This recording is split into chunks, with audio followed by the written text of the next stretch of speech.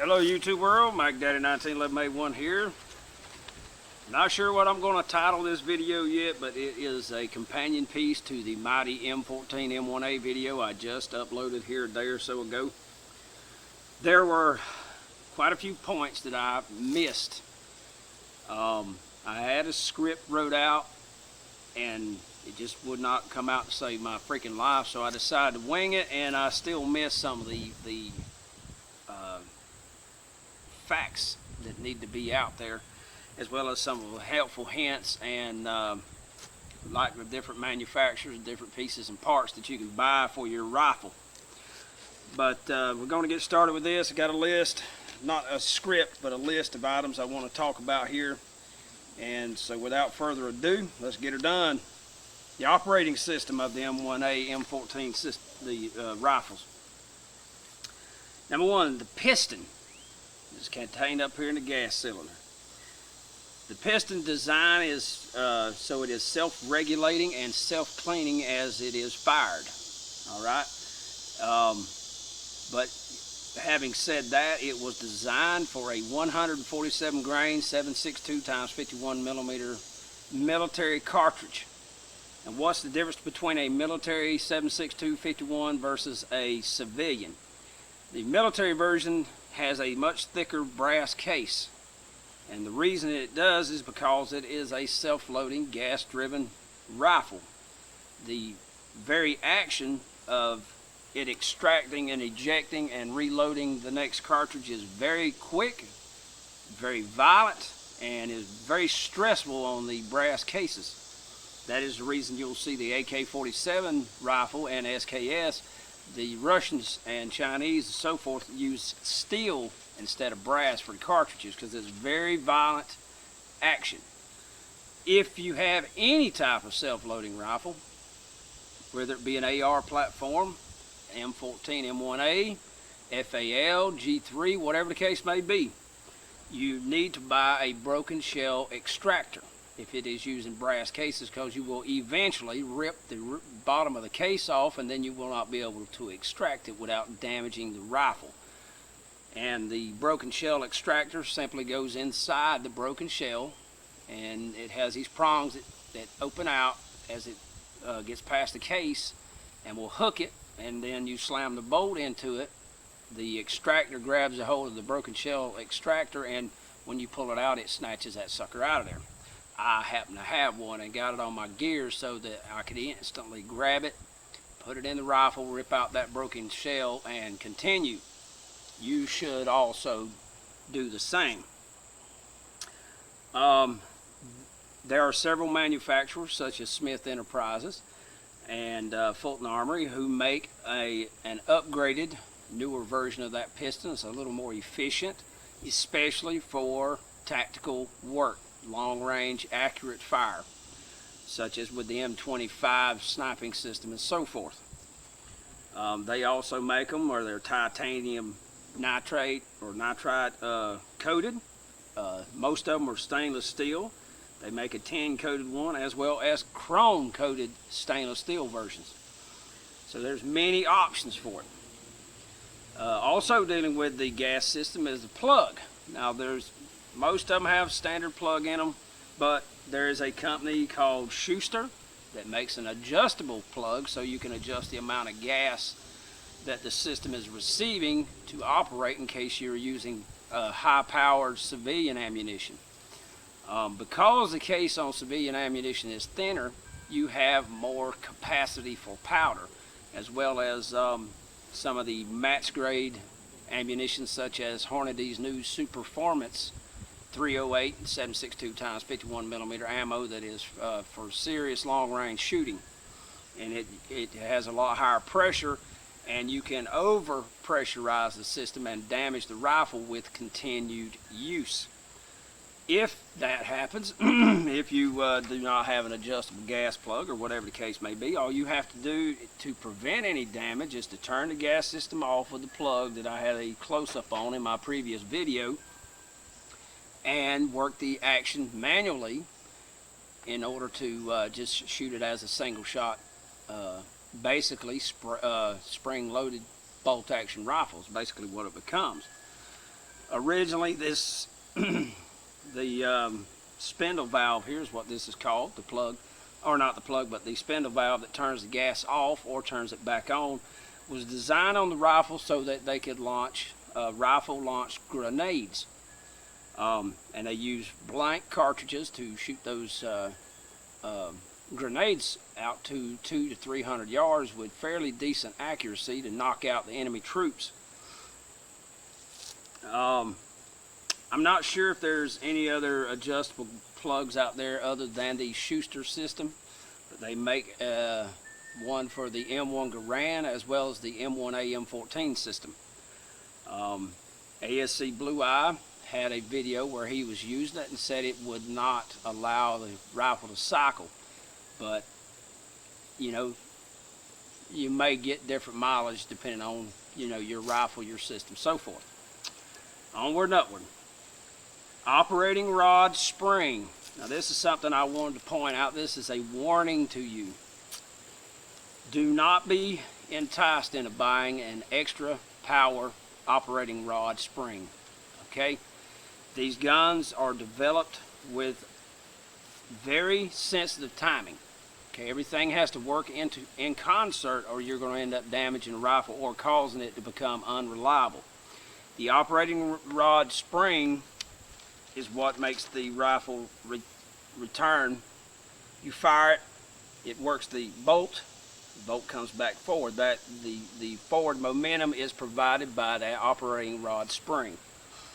So if it has too much power, it may not reach, you know, complete its travel all the way to the rear of the receiver and short cycle and cause a jam because the magazine doesn't have the time to present the cartridge in front of the darn bolt, or it can't present it in front of the bolt because it short cycles and it doesn't work and it'll close on an empty chamber.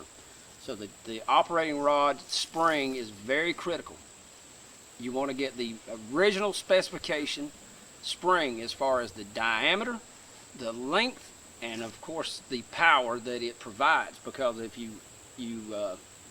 don't have enough power, it may damage the receiver by just slamming it all the way to the rear without the cushioning effect that it needs.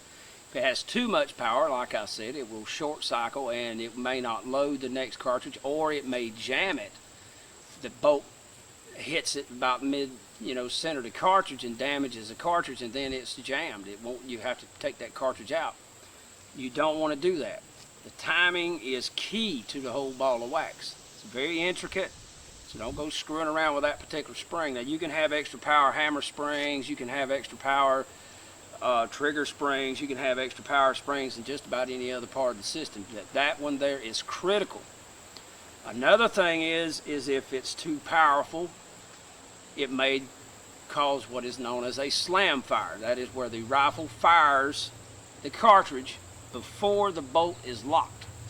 Okay, the camming surfaces inside the receiver for that the tail of the firing pin right along as the bolt opens and closes, especially when it's closing, are critical. And if those parts are worn out or the tail of the firing pin is wore out, it may allow that firing pin to strike the primer before the bolt is locked. And if that happens, it will explode the freaking bolt. It's simple as that. So that is a very critical item you do not want to screw around with. Onward and upward. The trigger system. We'll zoom in on it because I didn't do that the other day. The trigger system on the M1A M14 is a military two-stage trigger. Now what is a two-stage trigger? If you know anything about European hunting rifles, most of them have two triggers. For an illustration of this, if you have ever seen the movie Quigley Down Under in his Sharp's long-range rifle that he was using, it had two triggers. One sets the primary trigger, makes it very sensitive. The second trigger, the primary trigger, is once it is set, is very touchy. Does not take very much pressure whatsoever to fire, and it's very crisp. That's what the military trigger is. Now it's still pulling out around 4.5 pounds, maybe 5. but it is still, there's no creep, and it is very crisp. It's not grungy or grinding or anything of that nature. And it makes a very good trigger, very good trigger pull. Now, Springfield Armory here a couple of years ago had an engineer by the name of Mr. Rader, and they invented, now he was a former Navy SEAL armorer, and he invented this trigger called the Rader trigger that was user adjustable, and you could have it adjusted down to about 1.5 pounds. Now that is for extreme precision. I would not recommend a 1.5 pound trigger on a battle rifle, just simply because 1.5 pounds you can barely feel the darn trigger before it discharges, and under a in a situation where your adrenaline is pumping, you never even feel the trigger before you've already pulled it, and you may make a mistake and shoot a friend in the darn back. That's not a good idea. But the Rader trigger for extreme range, sniping type situations, tactical use, that is an option you can get. Stock systems. There are so many manufacturers. I just did a search online just to come up with the major brand names, but there are so many freaking options. Just like this Sage International chassis that the old girl rides in. There's also Macmillan, who make the seriously high quality sniping stocks from the M1A, M2A, M3A stock systems. They make them for precision long range sniping as well as just a combat battle rifle.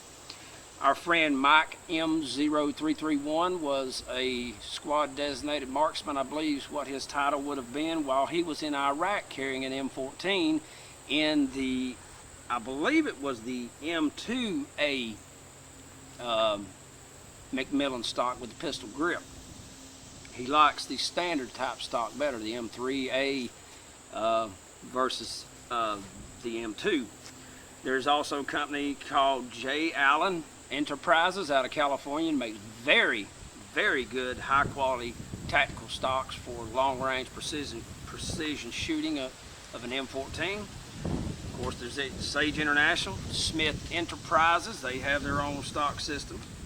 A company, I've always pronounced it Voltor, but another viewer said it was Ultor. It's VLTOR.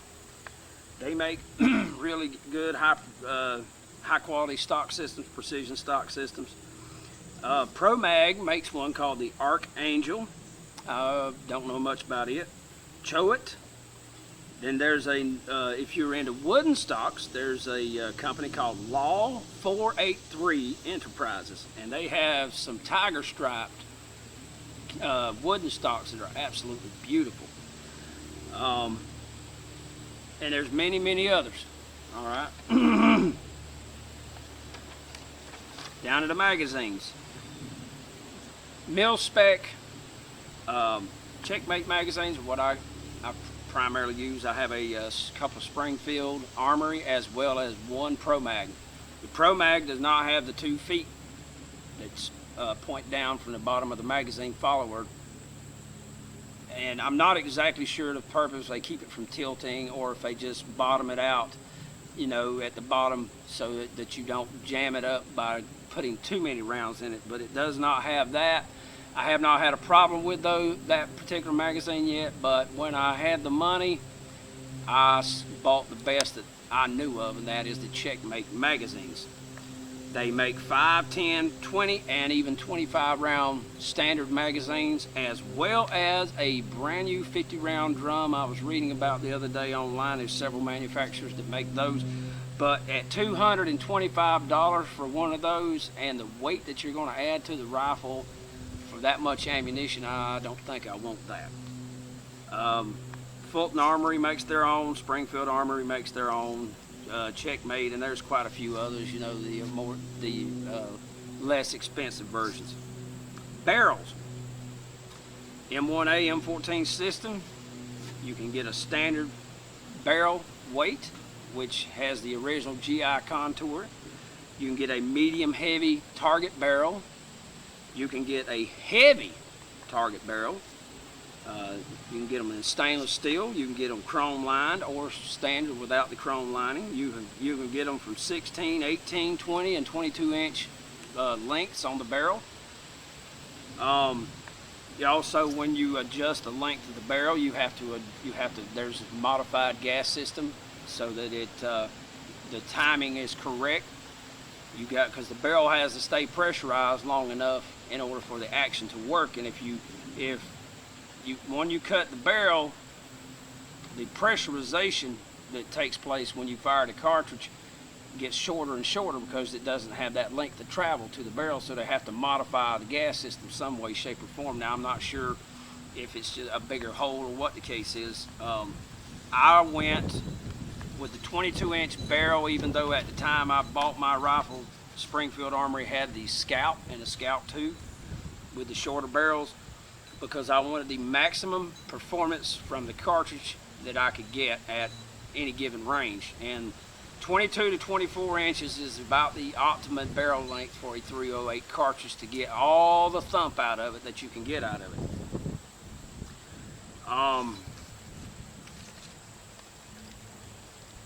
And that brings me to the different versions of the M1A, M14, M14SA rifles.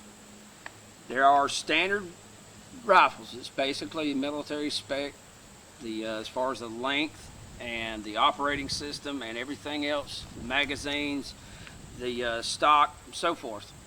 Then you have the Springfield Armory has a Scout, and I do believe that it is Fulton Armory has the Super Scout. Then you have Springfield Armory SOCOM 1 and SOCOM 2. You have the EBR chassis, the EMR chassis. I just read about a new one on one of my M14 forums that I belong to, called the Black Feather RS chassis. It's made in Canada. It is a chassis very similar to the Sage, but it is contoured more to the. It looks more like the original wooden or fiberglass stock, except it is aluminum chassis, and I believe it has a top cover on it with the rails and so forth. But it's brand new, just started being sold here in the United States. If you would be interested in taking a look at it, check out H2O Man's Facebook page or his YouTube channel or the M14 forums, which he is the, I believe, the founder of. Now, for manufacturers, the rifle here is a Springfield Armory loaded standard, and they make several different ones, including the M25 sniper version. Then you have Fulton Armory up in Maryland, up in Savage, Maryland. They make a really, really fine rifle. Smith Enterprises, I'm not sure if they make the complete rifle anymore, but I know they make every kind of modification, pieces and parts then you can shake a stick at, including the extended bolt release that's on the other side of the rifle here. LRB Arms on Long Island, New York. They are the only manufacturer that I know of that makes the honest to God drop forged receiver and bolt group. They're not MIM parts. They're not just simply bar stock that's been cut out by a machine.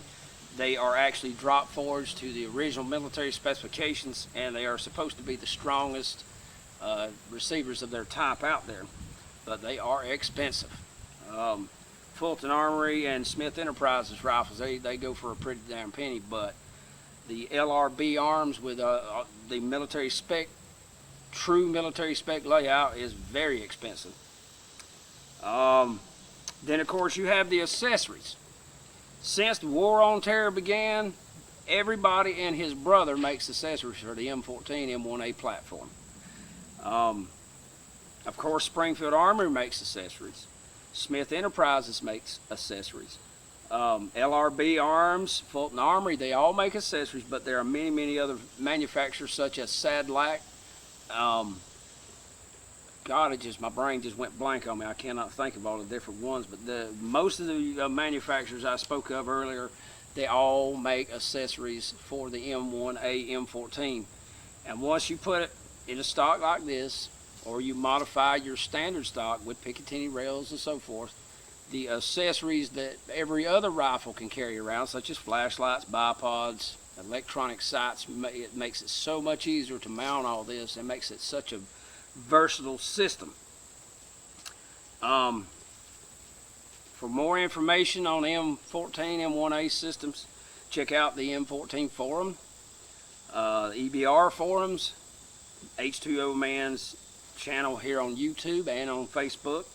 Mike M0331, who's a friend of mine that I met through YouTube, ASCBLUEYE, and many others. Hickok 45 has several M14, M1A videos on his channel, and many other people do. You can just look at the comments on any of my M14, M1A videos, and you can pretty much, you know, find out real quick a lot of the other channels that they talk about the M14 and its many superior features to just about any rifle out there. And like a knucklehead, I forgot to even explain exactly what a two-stage military trigger does, why it's called a two-stage. Because it doesn't have the dual triggers like the European hunting rifles and or the Sharps. What it is you've got what is called take-up. Now, I've got the chamber open. I've got a snap cap in the magazine. We're going to release the action. Let it chamber it. Alright, she's ready to rock and roll. I'll do it with my left hand. You can see here we've got this movement. You see that movement right there? That there serves the same purpose as the front trigger on the Sharps rifle or on the European hunting rifles. That sets the trigger. It reduces the amount of effort and makes it very crisp and very clean release.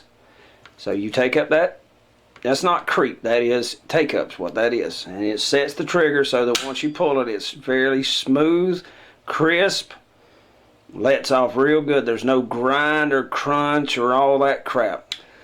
I fired I'm assuming it was an inexpensive AR platform rifle here a few years ago. Well, God knows it's probably been 10 years ago now. And it had a real, it was crunchy. I mean, it was like, it had a grind to it. And that was on a cheaper rifle, no doubt. But this here is a very fine trigger. It's not super light. It's about, like I said, about 4.5 to 5 pounds, but that's the whole point of a military trigger. You got that take up which sets it, and once it's set, it doesn't take very much to fire the rifle. Just figured I better throw that in there because I touched on the subject and then I didn't explain exactly what the heck I meant. And before I forget, manufacturers such as Sage that make this stock system, this is the original buttstock, okay? They make 2 or 3 different versions of the collapsible buttstock like an AR-15, M16, M4 carbine has. They make several different ones that are solid, including a drop-down version that has the adjustable cheek rest, adjustable length of pull in the rear, as well as the little monopod attachment that you can put on the bottom, so that the rifle is basically all you're doing is pulling the trigger because it, you know, and you're behind it to absorb the recoil. Troy Industries, I think it was their video of their chassis system was the first one I saw with the modified aluminum chassis, and they have some really good, they're quite a bit heavier than the Sage, but regardless, if it's aluminum, you're adding a lot of weight to the system. But when it comes to accessories, all these manufacturers, they make grip pods, like, I mean grip, you know, forward vertical grip like this. They make the little, Magpul makes a great little grip system. And in the future, here in the next week, I will be getting one of the foregrips that Magpul makes, as well as the cover that goes on here for the semi-automatic to automatic switch that this rifle, of course, does not and cannot have. So I ordered that little cover as well as that forward grip. Just 2 little modifications I decided I had to do to make it as close to perfect as possible. I think in my EBR videos I referenced that this is very close to the Navy SEALs rifle. The Navy SEALs had the 18-inch and then later on the 16-inch barrel. So my EBR chassis is actually closer to the Army or the Marine Corps rifles, as well as the U.S. Coast Guard, who uses the EBR system in their helicopters to disable drug runners' boats out at sea, and they shoot them from a helicopter. All in all, the M14 system is just an outstandingly reliable, resilient, tough system. If you decide to make any modifications to it, make sure that you understand what it is you're going to do. Specifically, as I've already said in this video, the operating rod spring. The timing is critical, and it's not just the M14 M1A system, it is any system. Before you make a modification to it, make sure you understand what it is you're going to be doing, the advantages and possible disadvantages of doing so, because you can really ruin your rifle. If your timing is not right, specifically on the M14 M1A system, you can blow the damn gun up. So you make damn sure you understand what you're doing, and if you don't know, you contact the manufacturer and you get it direct from them. If there's any gunsmithing or anything else involved in the modification of the rifle. Because when you're spending, when I bought this rifle, the rifle itself cost $1,700 damn dollars. And if you modify it and break the darn thing, you are talking about a very expensive repair if it doesn't kill you. And that goes with any firearm. Make sure you're using the correct ammunition, and you make sure that damn barrel's clean. Alright, I heard of a guy the other day shooting a .338 lapua bolt-action rifle at a gun range. He left the damn cleaning rod down the barrel and the gun exploded. It blew the receiver all to pieces, blew the bolt out, did some serious damn damage to it. I mean, you might as well say he's going to have a new rifle. A .338 lapua rifle is not a cheap item to purchase. And that goes for your ARs and so forth. Use the correct ammo in them. Alright. Check out SAAMI, SAAMI. That is the guys that set the standards for the ammunition compatibility. And if they don't say it's compatible, don't freaking shoot it in your rifle or your handgun or your shotgun. You blow the damn gun up.